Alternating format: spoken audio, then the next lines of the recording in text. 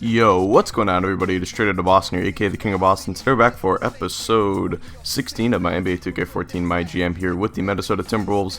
And today we have gotten a little bit hot here. We've won 5 games in a row, and we would actually win one more, so we have won 6 in a row. Coming into this affair, we are 42 and 37. We are now 7th in the West, and really spots like 4 through 10 are really close in sort of that typical Western Conference fashion. A lot of good teams fighting for just a few playoff spots, and we're taking on the Utah Jazz this episode. They are one of the better teams in the Western Conference. They are, I believe, 49 and 29 heading into this affair. I think they are like second or third in the conference. They're definitely in that top 3. So they're really good, and they're a team we made a pretty big deal with in the offseason. I think we traded Rubio and Klay Thompson for Dante Exum, and I think we might have gotten someone else. I think we got Enes Kanter and then flipped him as well. But anyway, so yeah, you're going to see a couple familiar names on this team, but it's a pretty good team. They built off of their young core. They still have Derek Favors and Gordon Hayward. They've added Rubio as well as Klay Thompson, and then they also have Dirk Nowitzki starting center, which is a little bit weird. I think he was starting at center and not Favors. I would have started Favors just for defensive purposes, but it probably doesn't really matter. Anyway, Klay Thompson with the little pull-up jumper right there, so it's an early start for the Jazz. They're up 4-1. We do have that 1 point off a free throw, but Levine here getting the screen from Al Horford, and then running that pick and roll as usual, trying to get Horford involved, trying to get our bigs involved, but Levine with the easy lane, and he's so athletic that he'll finish that 10 times out of 10 around the rim. So nice little layup right there from Derek Favors. Now here's Ricky Rubio with the ball being covered by Zach LaVine, the man that was drafted to replace him. Klay Thompson, though, wide open for 3. Just bad defense from Dante Exum, leaving him wide open at the 3-point line. So now 13-7. Exum getting the ball in the break, blowing right by Ricky Rubio, showing off that athleticism with the nice touch around the rim, the left-handed finger roll finish. Here's Rubio being covered by Levine once again, just getting right by him. Terrible defense on my part. Draws the help, and then a sweet pass by Rubio, who ended up with like 14 assists tonight. He made a nice dump-off pass right there to Favors for the easy layup. Here's some bad defense again. Just bad miscommunication right there. Horford helping out on Hayward, then Leonard leaving him, and then Horford going back to his old man. That leaves Hayward wide open. And then another sweet dump-off pass. Rubio was killing us all game long with that sort of driving dish, but not really driving and dishing to the 3-point line, just driving and dishing to a backdoor cutting big man or whatever. So Budinger pull up there, cuts it to 9 now, 24-15. Rubio with the ball, this time covered by Patty Mills, down to Bogut, and check out Andrew Bogut with the finish around the rim. Not a great finisher anymore. Used to be a decent offensive player, but those injuries have really ravaged his offensive skills. Here's Patty Mills, though, cannot dunk, so he's going to finish with the finger roll around the rim. Still a 9-point game. Thompson with the ball now, and no one picks him up. Tried to pick him up with Budinger, but he got screened by the big man, and no one comes over on the help, so an easy layup for Klay Thompson. Now Rodney Hood with the ball, outlet to Patty Mills, trying to run down the floor, and Patty Mills just too open right there. He's too good of a shooter. He can knock it down off the dribble.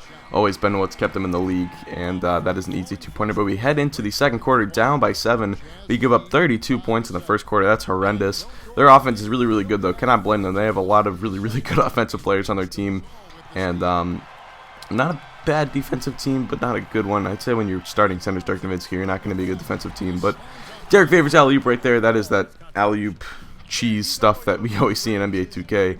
And now here's Levine getting into the lane, and when he gets a step, he's going to go right by you and get into the paint.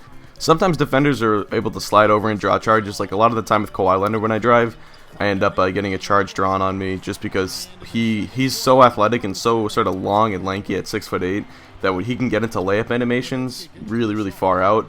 And because that, you can't stop those layup animations, so people are always able to slide over and take charges on them. But other than that, they're pretty unstoppable when they're that quick and that athletic and getting by you like that. But you can see Pau Gasol in the game in for the Utah Jazz. He's another one of these big men that they signed.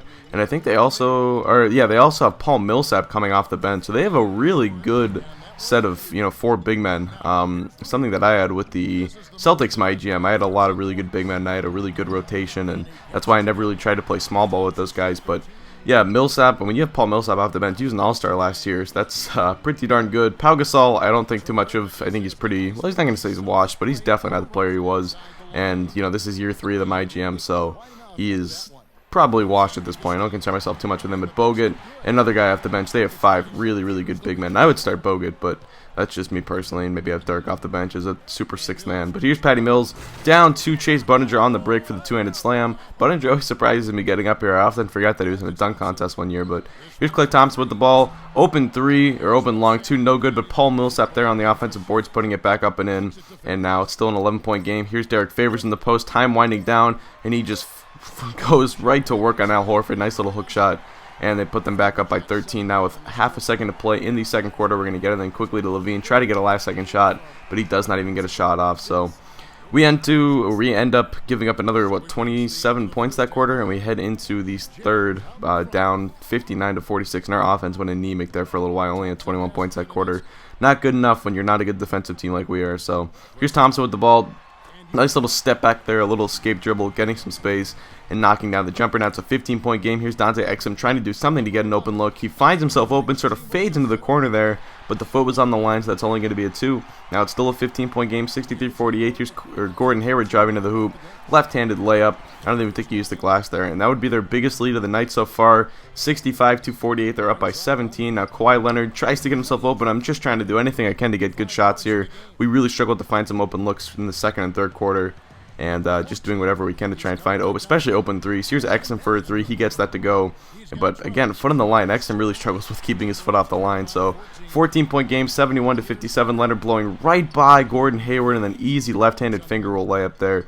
71-59 is now the score. We've got it back down to 12, staying in this game, but 14 now is the lead. Here's Ricky Rubio with the ball, and no one picks him up. And then again, that driving dish, that little dump pass to the big man, wide open down low.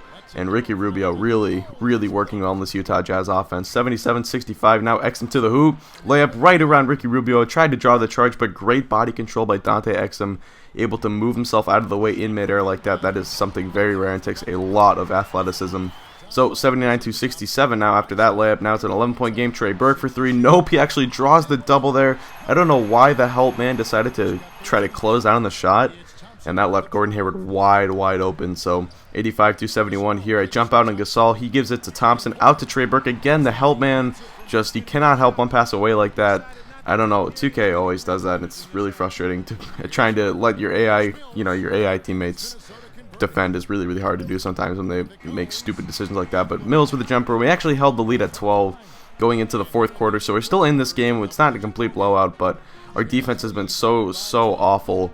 Another 30-point quarter. They scored 31 that quarter. I think we only scored 22, I believe. No, we scored like 32 that quarter. We scored a lot that quarter, but we could not stop them. So 95-84 here. Kawhi Leonard slamming it down on their big man right there. I'm not sure which big man that was, but anyway, now it's a 9-point game, so we're still in it, but Dirk Nowitzki off the dribble jumper. He did not have a great first half, but I think he scored like 12 or 14 points in the second half, so he's going to come up here a little bit in this fourth quarter. Levine for 3, though, and we've got it down to 8. It's the closest we've had it in a while, so starting to maybe try to make a run here. It's really hard to make a run like this in the fourth quarter on the road.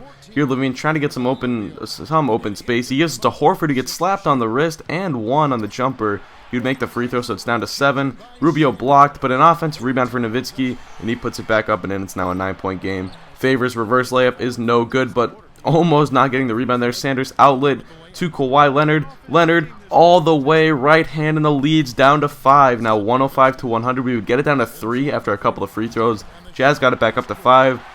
Now Favors with a little layup there.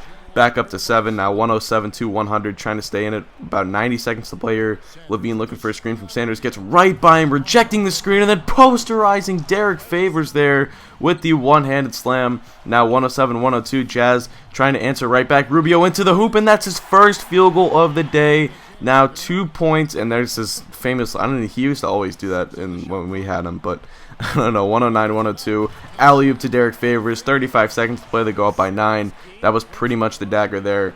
It was already a 3-possession game, and that looks like it's going to be too much of a too much of an insurmountable deficit, and that will end up the game. So we end up losing 113 to 104, a 9-point loss. Still, I mean, our defense was horrendous this game. I thought we competed nicely because we got down, early and then sort of held our ground for the rest of the way.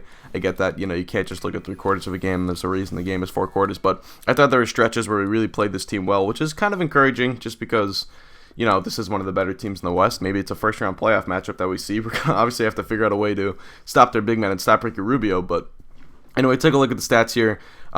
Again, they shot 12 more field goals than us, and they also shot 5 more threes. When you're letting them, get better shot opportunities and, giving them more opportunities to score more points than we are, that's always a bad way to try to win a game.